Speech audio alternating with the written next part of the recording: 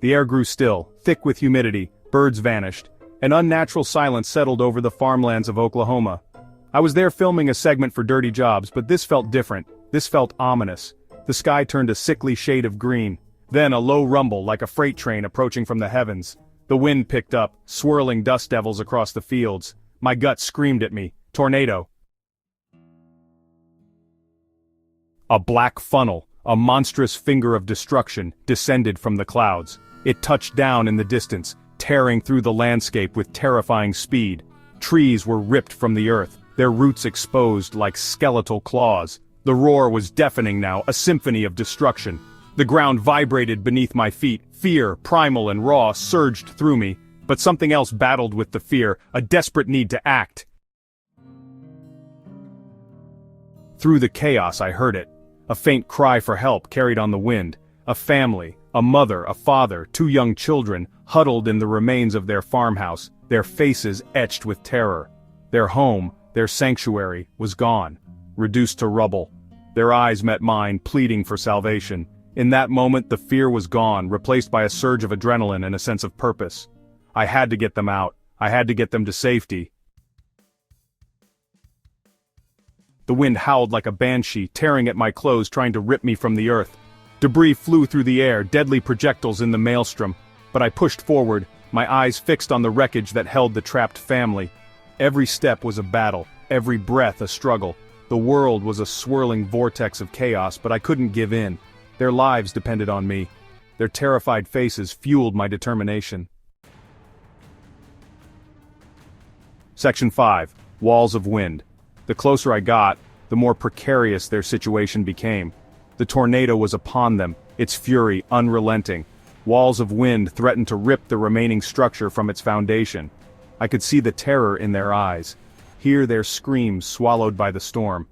I had to make a decision, and I had to make it fast. Thinking on my feet, I spotted a storm cellar, its heavy metal door partially blocked by debris. It was their only chance. Section 6. Shelter from the storm.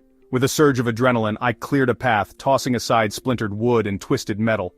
The storm had left a trail of destruction in its wake, and every second counted. The air was thick with dust and the acrid smell of broken materials. My heart pounded in my chest as I worked tirelessly, knowing that lives depended on our swift actions. The community had come together, each person driven by a shared sense of urgency and survival. We were united by the common goal of finding and rescuing those trapped beneath the debris. The family, battered and bruised, emerged from the wreckage. Their faces were etched with a mixture of relief and disbelief. They had survived the unimaginable, and now they stood amidst the ruins of what was once their home. The children clung to their parents, their eyes wide with fear and confusion. It was a scene of both devastation and hope, a testament to the resilience of the human spirit. As they made their way to safety, the community rallied around them, offering support and comfort in their time of need. The father, his face a mask of fear and determination, carried his young son. His steps were steady, but his eyes betrayed the terror he felt inside. He held his child close, shielding him from the chaos that surrounded them. Every step was a struggle, but he pressed on, driven by the primal instinct to protect his family. The bond between parent and child was unbreakable, a beacon of hope in the darkest of times.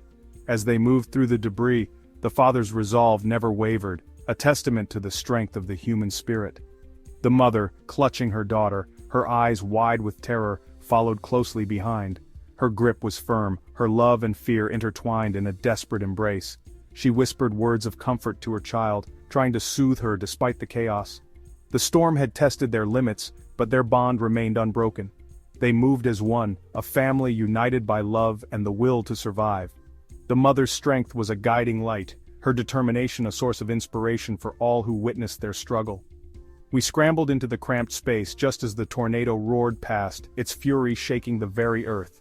The storm cellar was dark and musty, but it was a sanctuary from the relentless storm. We huddled together, our breaths shallow and rapid, listening to the deafening roar above us. The walls trembled, and the ground seemed to shift beneath our feet. It felt like an eternity, but we held on, drawing strength from each other. In that moment we were bound by a shared experience, a collective will to survive the storm's wrath. The sound was deafening, the air thick with the smell of rain and earth and fear. But we were alive. We were safe. As the storm passed, a profound silence settled over us. We emerged from the shelter, greeted by a landscape forever changed. The destruction was immense, but so was our gratitude. We had faced the storm and survived. The community came together, each person playing a part in the recovery and rebuilding process. In the face of such devastation, we found strength in unity, hope in each other, and the resolve to rebuild our lives. Section 7. Aftermath and Gratitude. As quickly as it arrived, the tornado moved on, leaving a trail of devastation in its wake. The once serene landscape was now a testament to the raw power of nature. Buildings that had stood for decades were reduced to mere piles of debris. Streets that had been bustling with life were now eerily silent, covered in a thick layer of dust and broken fragments. The sheer scale of the destruction was almost incomprehensible, a stark reminder of how fragile our human constructs are in the face of such overwhelming natural forces. Emerging from the shelter, we were met with a scene of utter destruction. The air was filled with the acrid smell of splintered wood, and the faint, lingering scent of rain. It was a surreal moment, stepping out into a world that had been so violently transformed in such a short span of time. The sky, which had been a swirling mass of dark clouds just moments before, was now clearing, revealing patches of blue and the first rays of sunlight breaking through. It was as if nature itself was offering a glimmer of hope amidst the chaos. Homes were reduced to rubble, trees were stripped bare, the landscape was a jarring mix of destruction and the first signs of recovery. Among the ruins, there were small signs of life, a bird cautiously returning to its nest, a flower peeking through the debris. These small, almost insignificant details were a poignant reminder that life, despite everything, finds a way to persist. The air was thick with the smell of damp earth and the silence of shock. It was a heavy silence, one that seemed to press down on us, amplifying the weight of the loss and the enormity of the task ahead. The ground was soft and muddy, a stark contrast to the hard, unyielding reality of the destruction that surrounded us. Every step we took was a reminder of the fragility of our existence and the resilience of the human spirit. The family, their faces etched with a mix of shock and relief, embraced me, their tears a testament to the ordeal we had just survived. Their hugs were tight, almost desperate, as if holding on to each other could somehow make the nightmare go away. The children clung to their parents, their eyes wide with a mixture of fear and confusion. It was a moment of raw, unfiltered emotion, a powerful reminder of the bonds that hold us together in times of crisis. Their gratitude was overwhelming, their words heartfelt and sincere. They thanked me for being there, for helping them through the storm. It was humbling, to be seen as a source of strength and support in such a dire situation. Their expressions of thanks were not just for the physical help, but for the emotional support, the reassurance that they were not alone in their darkest hour. It was a powerful reminder of the impact we can have on each other's lives, even in the most challenging of circumstances. They called me a hero, a savior. It was a title I felt unworthy of, but their words were filled with such genuine appreciation that I couldn't help but feel a deep sense of responsibility. In that moment, I realized that being a hero isn't about grand gestures or extraordinary feats. It's about being there for each other, offering a helping hand, a comforting word, a shoulder to lean on. It's about the small acts of kindness and compassion that make a world of difference in the lives of those around us. Section 8. A changed perspective. But I wasn't a hero. I was just a man who happened to be in the right place at the right time. A man who saw a need and acted. A man who was forever changed by the experience. The experience left an indelible mark on my soul. It taught me the fragility of life, the unpredictable nature of fate, and the boundless capacity of the human spirit to persevere. It showed me the true meaning of courage, not in the absence of fear, but in the face of it. Section 9. The Gift of Life. In the quiet corners of our world, where the hustle and bustle of city life fades away, lies the essence of what it means to truly live. The countryside, with its serene landscapes and clear skies, offers a glimpse into a life unburdened by the chaos of modernity. The family, forever bound to me by that fateful day, reminded me of the preciousness of life. Their home, once a sanctuary, now stood in ruins, a stark reminder of nature's unpredictable fury. Yet amidst the devastation, their unity shone brightly.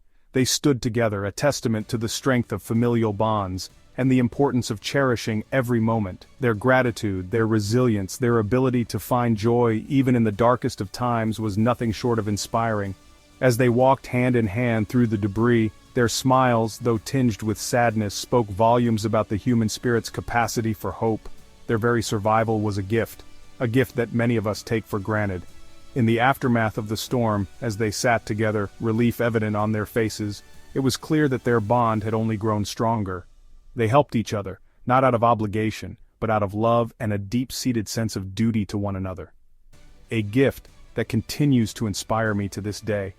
Watching them rebuild, brick by brick, I was reminded of the resilience of the human spirit. Their hopeful expressions, even in the face of such adversity, were a beacon of light in an otherwise dark time. It was a day I will never forget. The sky, once clear and blue, had turned dark and foreboding. Yet, as the sun set, casting a golden hue over the horizon, there was a sense of calm, a promise of a new beginning, a day that tested my limits, both physically and emotionally. The storm's fury was relentless, and as I ran towards the shelter I could feel the weight of the world pressing down on me. The family, huddled together, braving the wind and rain, was a poignant reminder of the fragility of life, pushed me to my core, challenging everything I thought I knew about strength and resilience. Walking through the storm-battered area, I saw firsthand the destruction and chaos that nature could unleash. But I also saw the determination in the eyes of those affected, a determination to rebuild and move forward, and ultimately revealed the depth of the human spirit. The close-up of their faces, etched with determination, told a story of hope and perseverance. As they worked together to clear the debris, it was evident that they were not just rebuilding their home but also their lives. It was a day that reminded me that even in the darkest of times there is always a glimmer of hope. The sunrise breaking through the dark clouds was symbolic of this hope, and when the family found a cherished belonging amidst the wreckage, it was a poignant reminder that not all was lost. Hope can emerge from the wreckage, just as a small flower can bloom amidst the debris. The act of lifting debris to rescue someone was a powerful testament to the lengths we go to for those we love, and life, precious life, can prevail. The sight of the family standing together in front of their rebuilt home with children playing in the yard was a beautiful reminder of the resilience of the human spirit. It was a testament to the fact that no matter how dire the circumstances, life finds a way to prevail.